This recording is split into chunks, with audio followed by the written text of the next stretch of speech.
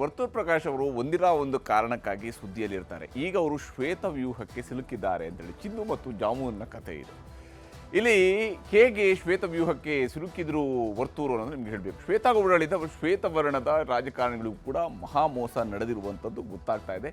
BJP ನಾಯಕ ಮಾಜಿ ಸಚಿವ ವರ್ತೂರ್ ಪ್ರಕಾಶ್ ಅವರನ್ನ ವಿಚಾರಣೆ ನಡೆಸಲಾಗಿದೆ. ಪೊಲೀಸರು ಕರೆಸಿ ವಿಚಾರಣೆ ಮಾಡಿದ್ದಾರೆ. ಪುಲಕೇಶಿ ನಗರದ ಪೊಲೀಸರು 5 ಗಂಟೆಗಳ ಕಾಲ ವಿಚಾರಣೆ ನಡೆಸಿದ್ದಾರೆ. ಇದಕ್ಕೆ ಕಾರಣ ಭಾಳ ಮುಖ್ಯವಾಗಿರುವಂಥದ್ದು ಏನೇನು ಅನ್ನೋಂಥದ್ದು ಕೂಡ ನಿಮಗೆ ಹೇಳ್ತೀನಿ. ಶ್ವೇತಗೌಡಳಿಗೂ ನನಗೂ ಯಾವುದೇ ಸಂಬಂಧ ಇಲ್ಲ ಅಂತೇಳಿ ಪಾಪ ವರ್ತೂರ್ ಪ್ರಕಾಶ್ ಅವರು ಈಗ ಹೇಳ್ತಾ ಇದ್ದಾರೆ. ಸ್ಪಷ್ಟನೆಯನ್ನು ಕೊಡ್ತಿರೋ ವಿವರಣೆಯನ್ನು ಕೊಡ್ತಾರೆ ಪೊಲೀಸರಿಗೆ. ಆದರೆ ಅವರು ಜಾಮೂನು ಅಂತ ಕರೆಸ್ಕೊಂಡಿದ್ದಾರೆ ಶ್ವೇತಗೌಡರ ಕೈಯಿಂದ. ಓರ್ವ ಕಳ್ಳಿಯೊಂದಿಗೆ ನನ್ನ ಹೆಸರು ತಳಕ್ಕೆ ಹಾಕಬೇಡಿ ಅಂತ ತಪರಾಕಿ ಬೇರೆ ಹಾಕ್ತಿದ್ದಾರೆ. ಪಾಪ ಒಬ್ಬ ಕಳ್ಳಿ ಅಂತೇಳಿ ಗೊತ್ತಿಲ್ಲದೇನೆ ಚಿನ್ನು ಅಂತ ಕರೆದ್ರ ಅನ್ನುವಂಥ ಪ್ರಶ್ನೆಯೂ ಕೂಡ ಮೂಡುತ್ತೆ. ಆ ಸ್ವರೂಪದಲ್ಲಿ ಈ ಬೆಳವಣಿಗೆಗಳು ನಡೆದಿರುವಂಥದ್ದು. ವರ್ತೂರ್ ಪ್ರಕಾಶ್ಗೆ 6 ತಿಂಗಳ ಹಿಂದಿನಿಂದ ಈ ಶ್ವೇತಗೌಡಳ ಪರಿಚಯ ಆಗಿತ್ತು.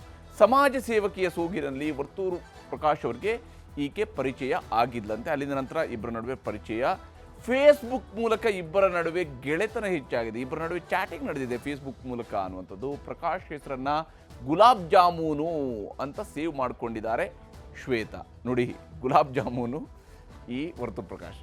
ಚಿನ್ನು ಅಂತ ಮೆಸೇಜ್ ಮಾಡ್ತಿದ್ರಂತೆ ವರ್ತೂರ್ ಪ್ರಕಾಶ್ ಅವರು. ಆಕೆಗೆ ಮೆಸೇಜ್ ಮಾಡುವಾಗ ಚಿನ್ನು ಅಂತೇಳಿ ಕರೀತಾ ಇದ್ರಂತೆ.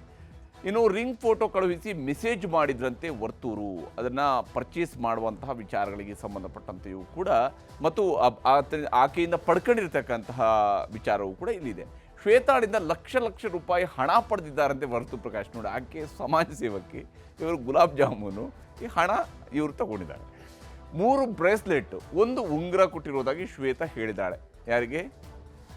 ವರ್ತೂರ್ ಪ್ರಕಾಶ್ ಅವರಿಗೆ. ವರ್ತೂರ್ ಪ್ರಕಾಶ್ ಅಕೌಂಟ್ಗೆ 10 ಲಕ್ಷ ರೂಪಾಯಿಗಳನ್ನು ಹಾಕಿದ್ದಾಳಂತೆ ಆಕೆ. ಎಲ್ಲಿಂದ ಬರುತ್ತೆ ಇಷ್ಟು ದುಡ್ಡು? 3 ಬ್ರೇಸ್ಲೆಟು, 1 ರಿಂಗು, 10 ಲಕ್ಷ ರೂಪಾಯಿ, VIP ಟಿಕೆಟ್ ಪಡೆದು ತಿರುಪತಿಗೆ ಹೋಗಿ ಬಂದಿದ್ದಾರೆ ಇವರು ಅನ್ನುವಂಥದ್ದು ಕೂಡ ಇರುವಂತಹ ಮಾಹಿತಿ ಪೊಲೀಸರ ತನಿಖೆಯಿಂದ ಬಂದಿರುವಂಥದ್ದು. ವರ್ತೂರ್ ಪ್ರಕಾಶ್ ಅವರು ಇದ್ರ ಬಗ್ಗೆ ಏನು ಹೇಳ್ತಿದ್ದಾರೆ ಅನ್ನೋದನ್ನು ನಿಮಗೆ ತೋರಿಸ್ತೀನಿ. ನಿರಾಧಾರ, ನಮಗೂ ಆಕೆಗೆ ಯಾವುದೇ ರೀತಿಯಾದಂಥ ಸಂಬಂಧ ಇಲ್ಲ. ಎಲ್ಲ ವಿಚಾರಗಳನ್ನು ಪೊಲೀಸ್ ಇಲಾಖೆ ಅಧಿಕಾರಿಗಳ ಮುಂದೆ ನಾನು ಸ್ಪಷ್ಟಪಡಿಸಿದ್ದೀನಿ. ನನಗೆ ಸ್ನೇಹಿತರು ಅಲ್ಲ, ಫ್ರೆಂಡು ಅಲ್ಲ. ಸಾರ್ವಜನಿಕವಾಗಿ ಜೀವನದಲ್ಲಿ ಒಬ್ಬ MLA, ಒಬ್ಬ ಮಾಜಿ ಮಂತ್ರಿ ಅಂದರೆ ಸಾರ್ವಜನಿಕ ಜನ ಬಂದೇ ಬರ್ತಾರೆ. ಆ ಥರ ನಮ್ಮನೆಗೆ ಬಂದೋಗಿರೋದು ಬಿಟ್ಟರೆ ನನ್ನ ಮಕ್ಕಳ ಮೇಲೆ, ನಮ್ಮ ಮಕ್ಕಳ ಹೆಸರು ಕೂಡ TV ನಲ್ಲೂ ಕೂಡ ಬಂದ್ಬಿಡ್ತು. ಯಾವುದೇ ರೀತಿಯಾದಂಥ ನಮ್ಮ ಮಕ್ಕಳಿಗಾಗಲಿ ಆಕೆಗಾಗಲಿ ನನಗಾಗಲಿ ಸಂಬಂಧನೂ ಇಲ್ಲ, ಪರಿಚಯನೂ ಇಲ್ಲ. ಒಂದು 25 ದಿವಸ ಬಂದೋಗಿರ್ತಕ್ಕಂಥದ್ದು ನಮ್ಮನೆಗೆ. ಅಲ್ಲ, ನನಗೆ ಪರಿಚಯ ಇಲ್ಲ, ಸಂಬಂಧ ಇಲ್ಲ ಅಂತಾರೆ. 3 ಬ್ರೇಸ್ಲೆಟು, 1 ಉಂಗುರ, 10 ಲಕ್ಷ ರೂಪಾಯಿ. ಎಷ್ಟು ಜನ ಮಾಜಿ MLAಗಳು ನಮ್ಮಲ್ಲಿಲ್ಲ? ಎಷ್ಟು ಜನ ಮಾಜಿ ಮಿನಿಸ್ಟರ್ಗಳು ನಮ್ಮ ರಾಜ್ಯದಲ್ಲಿಲ್ಲ? ಅವರೆಲ್ಲರೂ ಕೂಡ ಇಂಥ ಆಫರ್ ಯಾರಾದರೂ ಕೊಟ್ಟಿದ್ದಾರೆ? ಈ ರೀತಿಯಾಗಿ ಯಾರಾದರೂ ಹೋಗಿ ಕೊಟ್ಟಿರುವಂಥದ್ದು ಉದಾಹರಣೆಗಳಿದ್ದಾವೆ? ಈ ರೀತಿಯಿಂದ ಕೇಸನ್ನು ನಾವು ನೋಡ್ತಾ ಇರುವಾಗ ಇಂಥ ಸಮಜಾಯಿಷಿಯನ್ನು ಕೊಡ್ತಾರೆ ನಮ್ಮವ್ರಂತ. ಈ ಗೋಲ್ಡ್ ಕಿ ಲೇಡಿಯ ಬಗ್ಗೆ ನಾವು ನೋಡಬೇಕಾಗಿರುವಂಥದ್ದು. ವರ್ತೂರ್ ಪ್ರಕಾಶ್ ಆಪ್ತೆ ಅಂತ ಹೇಳ್ಕೊಳ್ತಾಳೆ ಈ ಶ್ವೇತಗೌಡ. ಈಕೆ ಹೇಳ್ಕೊಳ್ಳುವಂಥದ್ದು ಆಪ್ತೆ. 2.42 ಕೋಟಿ ರೂಪಾಯಿ ಮೌಲ್ಯದ ಚಿನ್ನಾಭರಣವನ್ನು ಖರೀದಿಸಿದ್ಲು. ಇವರಿಗೆ ಕೊಟ್ಟಿರುವಂಥದ್ದು 3 ಬ್ರಾಸ್ಲೆಟು, 1 ಉಂಗುರ, 10 ಲಕ್ಷ ರೂಪಾಯಿ. ಆದರೆ 2.42 ಕೋಟಿ ರೂಪಾಯಿದು ಆಭರಣ ಖರೀದಿಸ್ತಾಳೆ. ಕಮರ್ಷಿಯಲ್ ಸ್ಟ್ರೀಟ್ನ ಜ್ಯುವೆಲರಿ ಮಳಿಗೆಯಲ್ಲಿ ಈಕೆ ಖರೀದಿಯನ್ನು ಮಾಡ್ಕೊಳ್ತಾಳೆ ಮತ್ತು ರಾಜಕಾರಣಿಗಳ ಜೊತೆಗೆ ನಾವು ಫೋಟೋವನ್ನು ಈ ಸಂದರ್ಭದಲ್ಲಿ ಆಕೆ ತೋರಿಸ್ತಾಳೆ ಮತ್ತು ವಿಶೇಷವಾಗಿ ಹಣ ಕೇಳಿದಾಗ ವರ್ತೂರ್ ಪ್ರಕಾಶ್ ನಿವಾಸದ ಅಡ್ರೆಸ್ಸನ್ನು ಬೇರೆ ಕೊಡ್ತಾಳೆ. ಅಲ್ಲೋಗಿ ವಿಚಾರಿಸಿದ್ರು. ಇದಕ್ಕೂ ತಮಗೂ ಸಂಬಂಧ ಇಲ್ಲ ಅಂತೇಳಿ ಈಗ ಪ್ರಕಾಶ್ ಅವರು ಹೇಳಿಕೊಂಡಿದ್ದಾರಂತೆ. ಈ ಬಗ್ಗೆ ಶ್ವೇತಗೌಡ ವಿರುದ್ಧ ದೂರು ದಾಖಲಾಗುತ್ತೆ. ನಂತರ ಮುಂದುವರೆದು ಶ್ವೇತಗೌಡರ ವಿರುದ್ಧ ದೂರು ದಾಖಲಾದ ನಂತರ ಆಕೆಯನ್ನು ವಿಚಾರಣೆ ನಡೆಸ್ತಾರೆ. ಜ್ಯುವೆಲರಿ ಮಳಿಗೆ ಮಾಲೀಕ ಹೋಗಿ ದೂರು ದಾಖಲಿಸ್ತಾರೆ. ಅಲ್ಲ, ಇಂಥವರಿಗೆ ಸಾಮಾನ್ಯವಾಗಿ ಇಷ್ಟು ಲಕ್ಷಕ್ಕಿಂತ ಮೇಲೆ ಪರ್ಚೇಸ್ ಮಾಡಬೇಕು ಅಂತ ಹೇಳಿದಾಗ ನೀವು ಏನು ID ಕಾರ್ಡ್ ಕೊಡಿ, ನೀವು ಪ್ಯಾನ್ ಕಾರ್ಡ್ ಕೊಡಿ, ಈ ರೀತಿ ಎಲ್ಲ ರೂಲ್ಸ್ಗಳಿದ್ದಾವೆ. ಆದರೆ ಇವ್ರಿಗೆ ಹೆಂಗೆ ಅದು 2.5 ಕೋಟಿ ರೂಪಾಯಿ ಮೌಲ್ಯದ ಜ್ಯುವೆಲರಿಯನ್ನು ಅವ್ರು ಕೊಡ್ತಾರೆ? ಅದು ಒಂದು ದೊಡ್ಡ ಪ್ರಶ್ನೆ. ಮೈಸೂರಿಗೆ ಪರಾರಿ ಆಗ್ತಾ ಇದ್ದಂತಹ ಶ್ವೇತಗೌಡಳನ್ನು ಬಂಧನ ಮಾಡಲಾಗಿದೆ. ಇದು ಶ್ವೇತಾಳ ಕತೆ. ಆದರೆ ಇಲ್ಲಿ ಸಂಬಂಧವೇ ಇಲ್ಲದಿರತಕ್ಕಂತಹ ಗುಲಾಬ್ ಜಾಮೂನು ಮತ್ತು ಚಿನ್ನು ನಡುವಿನ ಕಥೆಯಲ್ಲಿ ಇನ್ನೊಂದು ಬಹಳ ಇಂಟ್ರೆಸ್ಟಿಂಗ್ ಟ್ವಿಸ್ಟ್ ಇದೆ. ಗುಲಾಬ್ ಜಾಮೂನು ಹೇಳಿರುವಂಥ ಮಾತನ್ನು ನಾವಿಲ್ಲಿ ಗಮನಿಸಬೇಕಾಗಿರುವಂಥದ್ದು. ಅವರು ವಾಪಸ್ ಕೊಟ್ಟು ಬಂದಿದ್ದಾರೆ, ದುಡ್ಡು ವಾಪಸ್ ಕೊಟ್ಟು ಬಂದಿದ್ದಾರೆ. ಅಷ್ಟೇ ಅಲ್ಲದೆ ಬ್ರಾಸ್ಲೆಟ್ ಕೊಟ್ಟು ಬಂದಿದ್ದಾರೆ. ನಿಮ್ಗೆ ಏನಾದ್ರು ಗಿಫ್ಟ್ ರೂಪದಲ್ಲಿ ಏನು ಕೊಟ್ಟಿಲ್ಲ, ನಮಗೂ ಹಾಕಕ್ಕೆ ಸಂಬಂಧ ಇಲ್ಲ. ನಿಮ್ಗೆ ಏನಾದ್ರು ಗಿಫ್ಟ್ ರೂಪದಲ್ಲಿ ಏನು ಕೊಟ್ಟಿಲ್ಲ, ನಮಗೂ ಹಾಕಕ್ಕೆ ಸಂಬಂಧ ಇಲ್ಲ. ಹೀಗೆ ಹೇಳಿದಾರಲ್ಲ, ಏನು ಕೊಟ್ಟಿಲ್ಲ ಅಂತ ಹೇಳಿದ್ದಾರೆ. ಆದರೆ ಪೊಲೀಸರ ಮಾಹಿತಿ ಪ್ರಕಾರ ಇರುವಂಥ ವಿಚಾರಣೆ ವೇಳೆ ಶ್ವೇತಗೌಡಳಿಗೆ ನನಗೂ ಸಂಬಂಧ ಇಲ್ಲ ಅಂತ ಹೇಳ್ಕೊಂಡು ಪ್ರಕಾಶ್ ಅವರು ಹೇಳ್ಕೊಂಡಿದ್ದಾರೆ. ಶ್ವೇತಾಗೌಡ ನನಗೆ ಯಾವ ಗಿಫ್ಟನ್ನು ಕೂಡ ಕೊಟ್ಟಿಲ್ಲ ಅಂತೇಳಿ ಪ್ರಕಾಶ್ ಅವರು ಹೇಳ್ಕೊಳ್ತಾರೆ. ವಿಚಾರಣೆ ಮಾಡಿದ ಪೊಲೀಸರಿಗೆ 10.5 ಲಕ್ಷ ರೂಪಾಯಿ ನಗದನ್ನು ವಾಪಸ್ ಕೊಟ್ಟಿದ್ದಾರೆ.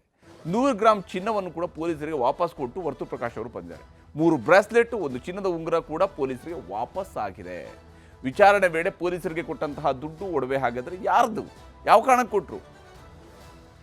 ಇಲ್ಲಿ ಭಾಳಷ್ಟು ಅನುಮಾನಗಳು ಇದ್ದೇ ಇರುವಂಥದ್ದು. ಜಾಮೂನು ಮತ್ತು ಚಿನ್ನು ನಡುವಿನ ಅನುಮಾನಗಳು ಬಹಳ ಮುಖ್ಯವಾಗಿರುವಂಥದ್ದು. ಶ್ವೇತಾಗೌಡರನ್ನು ಬಂಗಾರದ ಅಂಗಡಿಗಳಿಗೆ ಪರಿಚಯ ಮಾಡಿಕೊಟ್ಟಿದ್ದು ಯಾಕೆ, ಯಾವ ಕಾರಣಕ್ಕೆ ಪರಿಚಯ ಮಾಡಿಕೊಡ್ತಾರೆ? ಪದೇ ಪದೇ ಶ್ವೇತಾಗೌಡರೊಂದಿಗೆ ಜ್ಯುವೆಲರಿ ಅಂಗಡಿಗೆ ಹೋಗಿದ್ದು ಯಾಕೆ? ಹಾಗೆಯೇ ಇದಕ್ಕೆ ಪೂರಕವಾಗಿರ್ತಕ್ಕಂತಹ CCTV ಫುಟೇಜ್ಗಳಿದ್ದಾವೆ. ವರ್ತೂರು ಶ್ವೇತಾಗೌಡ ಚಾಟಿಂಗ್ನಲ್ಲಿ ಇರುವಂತಹ ಆ ಚಿನ್ನು ಯಾರು, ಯಾವ ಕಾರಣಕ್ಕೆ ಚಿನ್ನು ಅಂತ ಕರಿತಿದ್ರು? 25 ದಿವಸ ವರ್ತೂರು ಮನೆಗೆ ಶ್ವೇತಾಗೌಡ ಬಂದಿದ್ದು ಯಾಕೆ, ಯಾವ ಕಾರಣಕ್ಕೆ ಬಂದಿದ್ಲು? ಜ್ಯುವೆಲರಿ ಶಾಪ್ ಮಾಲೀಕ ಕೊಟ್ಟಿರುವಂಥ CCTV ದೃಶ್ಯನೇ ಹಾಗಾದರೆ ಸುಳ್ಳ? ಶ್ವೇತಾ ಮೊಬೈಲ್ನಲ್ಲಿ ವರ್ತೂರು ಫೋಟೋಗಳು ಯಾಕಿದ್ವು, ಹೇಗೆ ಬಂತು, ಏನು ಗುರುತು ಪರಿಚಯ ಇಲ್ಲದವ್ರ ಜೊತೆಗೆ ಯಾವ ರೀತಿಯಾಗಿ ಹೀಗೆ ಫೋಟೋಗಳು ಹೋಗ್ತವೆ?